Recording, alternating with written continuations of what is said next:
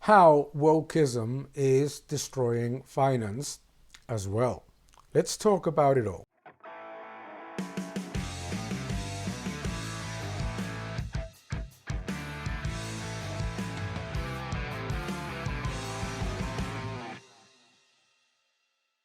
Hello everyone and welcome to my YouTube channel. Please subscribe, leave your comments below and give a like to this video if you like it. Wokeism, woke culture, was supposed to be about promoting diversity and about eliminating discrimination, racial, sexual, all sorts of discrimination. However, it has become a system to impose ideology, and unfortunately this is permeating into the finance world, and it's extremely dangerous because you pay for it. These are some of the examples.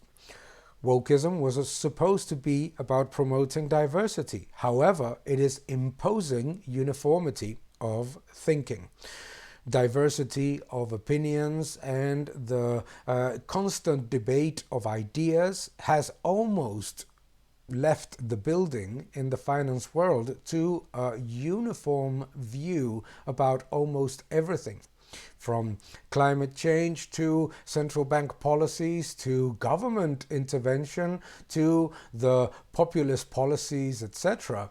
There seems to be a widespread view that nothing can be contested and that governments cannot be challenged in their policies. Almost every insanity promoted, from the central banks to governments in terms of fiscal and monetary policy, seems to be justified. And it's very dangerous to see how diversity of opinion is being basically obliterated, not to impose censorship, but almost self-imposed censorship, fearing the backlash of providing opinions that might differ from what is sold to us as the woke consensus. This is extremely dangerous in finance. To start with, because if we don't challenge monetary, fiscal policy, the different valuations of assets, etc. If we start to believe in the idea that profits don't matter, that what matters is some sort of headline that grabs everything and that generates some sort of magical idea about what is good and what is bad, in which nobody seems to be able to contest those alleged consensus views that are actually not necessarily consensus at all, but simply imposed from the outside. It's extremely dangerous. And it's extremely dangerous because it is what creates the recipe for disaster. In the financial world, it is absolutely critical to have the best talent challenging everyone. The very essence of the financial world, which used to be about getting the best of the best no matter what, whatever the education, all of these things have been brought down by a uniformist view in which nothing can be challenged. So diversity has been eliminated to implement the imposition of uniformity. It's not diversity, it's uniformity of thinking. There's no diversity of opinion. There is no diversity either in terms of challenging what comes to us as dogmas imposed by either central banks or governments. There seems to be absolutely no debate in the financial world about, for example, something as dangerous as monster stimulus packages, to the extent of considering that anyone that differs from the mainstream view is dangerous. Is dangerous because everything seems to be about consensus. However, finance has never been about consensus. Finance has been about dissent, has been about challenging the consensus. When finance eliminates diversity of opinion, when finance eliminates dissent, when finance eliminates challenge of ideas, finance becomes a very, very dangerous tool because you pay for it. You make less money in your pension, in your savings, in your investments. You are also subject to the monster fluctuations of a market that is increasingly volatile because governments are implementing the most radical fiscal and monetary policies.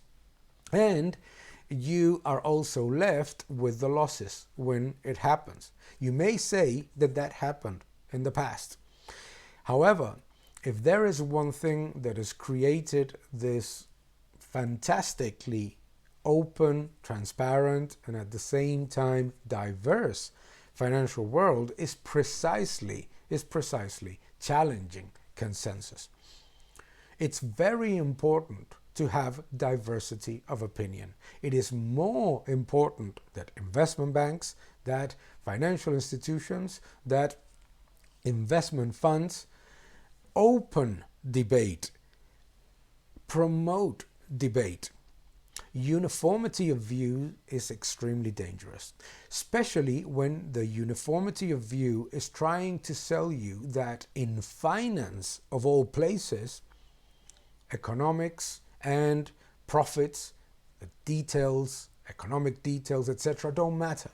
What matters is some sort of headline, some sort of idea, some sort of magical view. Balance sheets don't matter. Earnings don't matter. Margins are not important. What is important is to try to promote a view of the world that is not even positive for the things that we are supposed to be defending.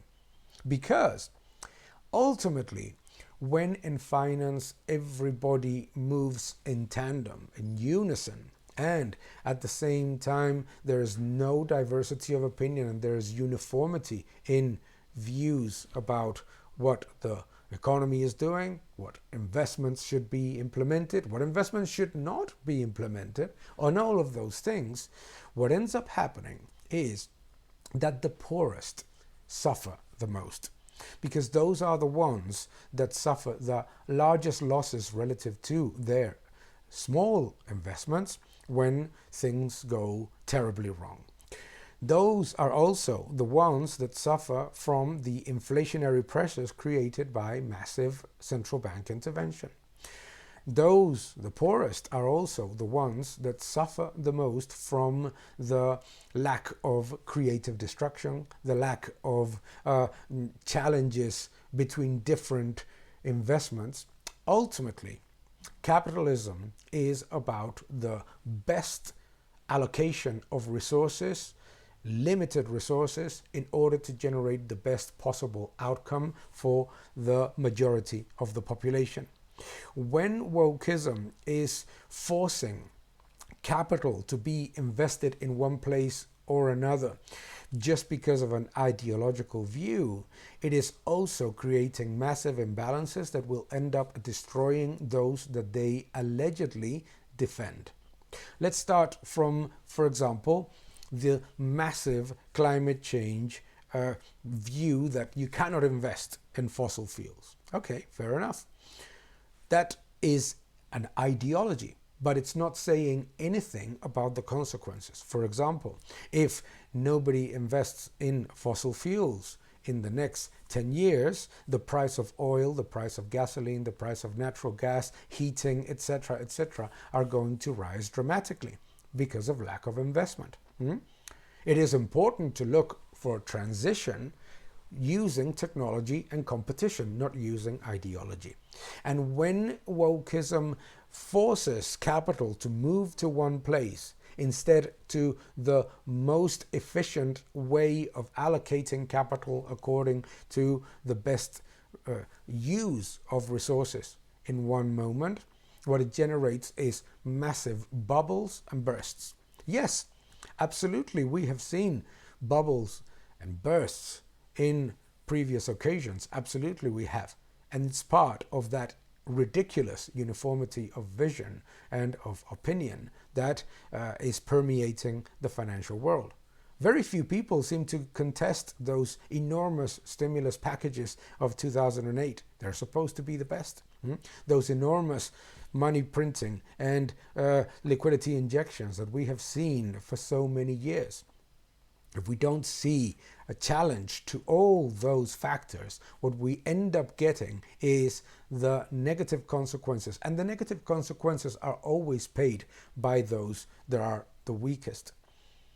Ultimately, wokeism is supposed to be about diversity and is supposed to be about lack of discrimination and is supposed to be about equality. However, wokeism in finance is generating massive inequality by printing enormous amounts of money and saying that nothing else can be done.